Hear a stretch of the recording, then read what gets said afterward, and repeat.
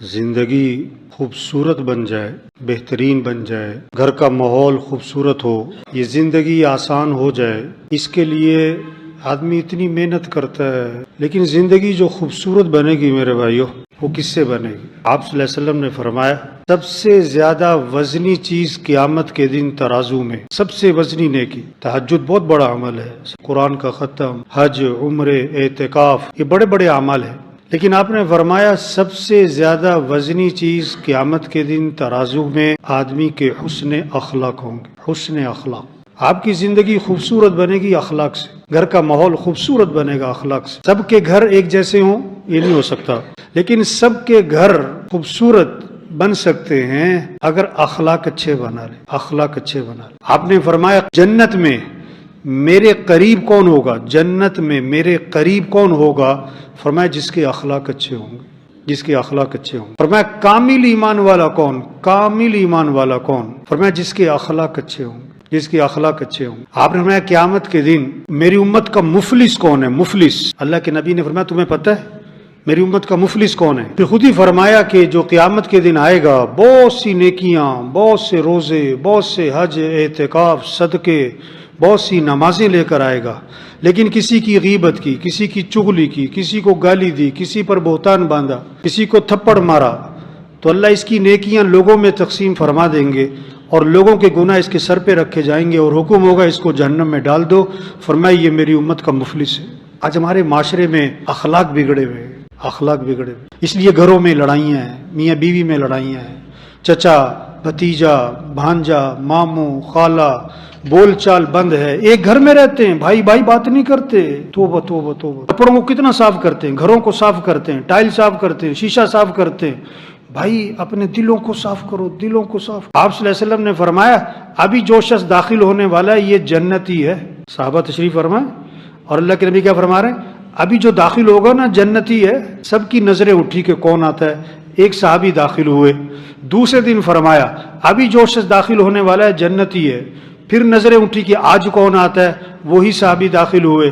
تیسرے دن فرمایا ابھی جو شخص داخل ہونے والا ہے جنتی ہے۔ پھر نظریں اٹھی کہ آج کون داخل ہوتا ہے، تو تینوں دن وہ ایک ہی صحابی داخل ہوئے۔ 3 دن جنتی ہونے کی بشارت دی اللہ کے نبی نے۔ ایک صحابی ان کے گھر گئے کہ رات کو میں آپ کے ہاں رہنا چاہتا ہوں۔ مقصد کیا تھا کہ میں دیکھوں کون سا عمل کرتے ہیں کہ جنتی ہونے کی بشارت ملی۔ ساری رات کیا دیکھا؟ سو رہے ہیں فجر میں اٹھ گئے، سو رہے ہیں فجر میں اٹھ گئے۔ 3 راتیں دیکھا کون سا عمل کرتے ہیں، سو رہے ہیں فجر میں اٹھ گئے۔ 3 دن بعد ان سے بات کی کہ بھائی میں تو آپ کا عمل دیکھنا چاہتا تھا، 3 دن آپ کو جنتی ہونے کی بشارت ملی، مجھے کوئی خاص عمل نظر نہیں آیا، کس وجہ سے جنتی ہونے کی بشارت ملی؟ انہوں نے کہا جو تم نے دیکھا بھائی یہی ہے بھائی۔ ہاں ایک بات ہے میری زندگی میں، ایک بات ہے، کیا؟ کہ میں اپنا دل ہر مسلمان سے صاف رکھتا ہوں، میں اپنے دل میں کھوٹ نہیں رکھتا، بغض کینہ نہیں رکھتا، حسد نہیں کرتا کسی پر۔ فرمایا ہاں یہی وہ عمل ہے جس کی وجہ سے جنتی ہونے کی بشارت ملی۔ اور اگلی بات فرمائی کہ ہے بڑا مشکل کام، دل صاف رکھو، دل صاف رکھو، اخلاق اچھے بنائیں، گھروں کا ماحول خوبصورت بنے گا، آپ کے دفتروں کا ماحول، مارکیٹوں کا ماحول، خاندانوں میں، میاں بیوی میں، بہن بھائیوں میں، بیوی بچوں میں، چھوٹے بڑوں میں ایک خوبصورت ماحول بنے گا۔ اخلاق اچھے نرمی پیدا کرے، اپنے اندر نرمی پیدا کرے۔ آج غصہ بہت چڑھا ہوا ہے لوگوں پہ۔ ایک صحابی نے عرض کیا حضور مجھے نصیحت فرمائیں، تو آپ نے کوئی لمبا چوڑا بیان نہیں فرمایا، آپ نے ایک چھوٹا سا جملہ ارشاد فرمایا، فرمایا اپنے غصے پہ قابو پاؤ، نصیحت ختم۔ عرض کیا حضور کچھ اور نصیحت فرمائیں، فرمایا غصے پہ قابو پاؤ۔ عرض کیا حضور کچھ اور نصیحت فرمائیں، فرمایا غصے پہ قابو پاؤ۔ عرض کیا حضور کچھ اور نصیحت فرمائیں، فرمایا غصے پہ قابو پاؤ۔ ایک ہی جواب۔ آپ نے فرمایا پہلوان وہ نہیں ہے جو کسی کو اٹھا کے پھینک دے، فرمایا پہلوان وہ ہے جو غصے کے وقت میں اپنے نفس پہ قابو پا لے، غصے کے وقت میں اپنے نفس پہ قابو پا لے۔ غصہ نہ آنا کمال نہیں ہے، ایک آدمی کو غصہ آتا ہی نہیں یہ کوئی کمال کی بات نہیں، بلکہ دیکھنے کی بات ہے کہ بیچارے کو مسئلہ کیا ہے۔ غصہ آئے اور برداشت نہ رہے، قابو میں نہ رہے، یہ ہے۔ غصہ آئے گا قابو کرو، غصہ آئے گا قابو کرو۔ روزانہ بہت سی باتیں آپ کے گھر میں، آپ کے دفتر میں، بازار میں بہت سی باتیں طبیعت کے خلاف آئیں گی۔ صبر، برداشت، غصے کو قابو، غصے کو قابو کرو۔ آپ صلی اللہ علیہ وسلم نے فرمایا جس آدمی کو غصہ آیا اور وہ غصہ نکالنے پر قادر تھا لیکن غصے کو پی گیا، اللہ قیامت کے دن جنت کی حوریں اس کے سامنے کھڑی کر دیں گے اور فرمائیں گے جو پسند ہے لے لے اس میں سے۔ کس بات پر؟ غصہ پینے پر برداشت کرنا سیکھے. اتنے میاں بیوی کے جھگڑے، ساس بہو کے جھگڑے، بھائی بھائی کے جھگڑے، 2 سال جیلوں میں، 4 سال جیلوں میں، 10 سال کچہریوں میں، تھانوں میں، پنچایتیں ہو رہی ہیں، 15 سال بول چال بند ہے. کیا ہے؟ غصہ، برداشت نہیں. معاف کرنا سیکھ. ایک صحابی نے عرض کیا حضور میرا غلام ہے، نوکر نہیں، غلام جو پہلے زمانے میں ہوتے تھے اب تو نہیں، غلطیاں بڑی کر جاتا ہے، میں کب تک معاف کروں؟ آپ خاموش رہے. پھر عرض کیا حضور میرا غلام ہے، غلطیاں بہت کرتا ہے، میں کب تک معاف کروں؟ تو آپ نے فرمایا اگر وہ ایک دن میں، ہفتے میں نہیں، مہینے میں نہیں، ایک دن میں 70 مرتبہ غلطی کیا کرے تو معافی کر دیا کرو. 70 مرتبہ ایک دن میں تو معافی کر دیا کرو، معافی کر دیا. تو بھائی سب نیت کرو بھائی اخلاق اچھے بنانے انشاءاللہ. اخلاق کیا بنانے؟ اپنے غصے کو کیا کرنا بھائی؟ آپ نے کیا فرمایا؟ جو تم سے رشتہ توڑے تم اس سے رشتہ، حدیث اللہ کے نبی ہمارے، جو تم سے رشتہ توڑے تم اس سے رشتہ جوڑو، جو ظلم کرے اسے کیا کرو؟ معاف کرو، جو برائی کرے تو بدلہ کس سے دو؟ یہ اخلاق سکھائے، یہ اخلاق سکھائے. اب جس کا جھگڑا چل رہا ہے نا کسی چچا ماموں تایا رشتہ دار سے، تو نیت کرو جھگڑا ختم کرنا ہے انشاءاللہ. جھگڑا کیا کرنا ہے؟ اور جھگڑا ختم کرنے کے لیے کیا ہے؟ آپ سے غلطی ہوئی ہے جا کے معافی مانگ لو، اس نے غلطی کی ہے تو کیا کر دو؟ معاف کر دو. جھگڑا ختم. جھگڑا ختم کرنا آسان ہے، 1 منٹ میں ہو جائے گا. کہ آپ سے غلطی ہوئی معافی مانگ لو، اس نے غلطی کی معاف کر دو، جھگڑا ختم. جھگڑا ختم. آپ صلی اللہ علیہ وسلم نے فرمایا تم لوگوں کو معاف کرو اللہ تمہیں معاف کر دے، تم لوگوں کے ساتھ نرمی کرو اللہ تمہارے ساتھ نرمی کرے. بنی اسرائیل کا ایک آدمی اللہ کے دربار میں پیش ہوا، حدیث میں آتا ہے گناہوں کا رجسٹر فل، گناہ گناہ گناہ گناہ گناہ گناہ گناہ، اور نیکیوں کا رجسٹر خالی، صرف ایک نیکی لکھی ہوئی ہے، باقی گناہ گناہ ہی گناہ ہے. نیکی کیا ہے؟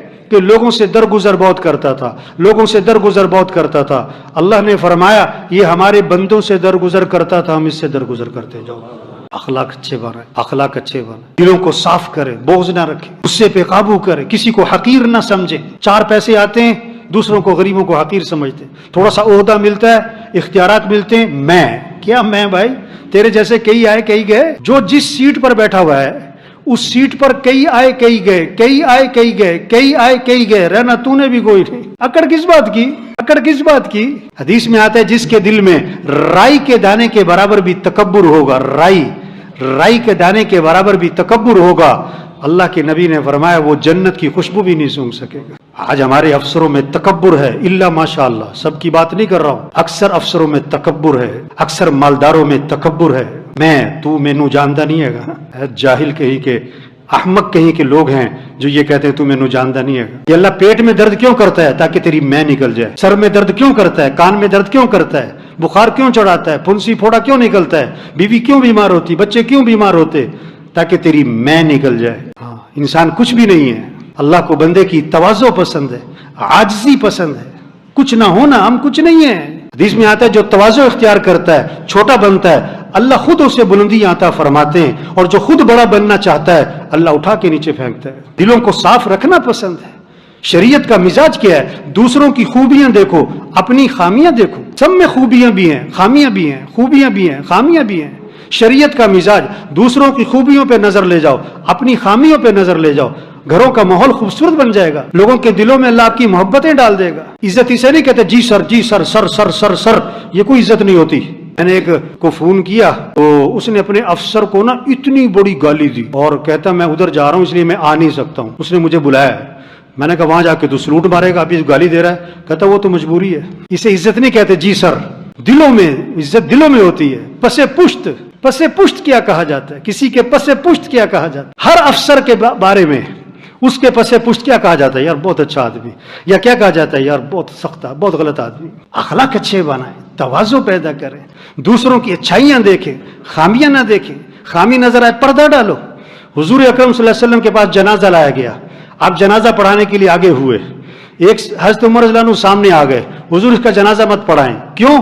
یہ بڑا فاسق فاجر آدمی ہے، اس نے یوں کیا وہ کیا، آپ جنازہ مت پڑھائیں. آپ نے صحابہ سے فرمایا تم میں سے کسی نے اس مرنے والے کو کبھی کوئی نیکی کا کام کرتے دیکھا ہے؟ ایک صحابی کھڑے ہو گئے. حضور میں نے دیکھا، ایک رات یہ اللہ کے راستے میں پہرا دے رہے تھے، نیکی کا کام کرتے میں نے دیکھا ہے. آپ صلی اللہ علیہ وسلم آگے بڑھے، آپ نے جنازہ پڑھایا اور ان کو دفن کیا، اور قبر پہ کھڑے ہو کے فرمایا لوگ تیرے بارے میں کہتے ہیں کہ تو جہنمی ہے، اور میں اللہ کا رسول گواہی دیتا ہوں کہ تو جنتی ہے. لوگوں کے کام آؤ، लोगों को नफा पहुंचाओ। कोई मुसीबत ज्यादा आपके पास आया है, अपनी सादत समझो, उसके काम आओ, उसको नफा पहुंचाओ, उसकी मदद करो, वो आपके पीछे ना फिरे, आप उसके पीछे फिरो। भाई मैं तुम्हारी क्या मदद कर सकता हूँ। अब्दुल्ला बिन अब्बास रज़ियल्लाहु अन्हु मस्जिद नबवी में है, एतिकाफ में। एतिकाफ और मस्जिद नबवी का कितनी बड़ी बात। एक शख्स को देखा, उसके पास गए, शरीयत का मिजाज देखें, उसके पास गए और जाकर कहा कि तुम मुझे बड़े परेशान लग रहे हो, आपको फिक्र हो कि मैं किसी की मदद करूं, मैं किसी के काम आऊं,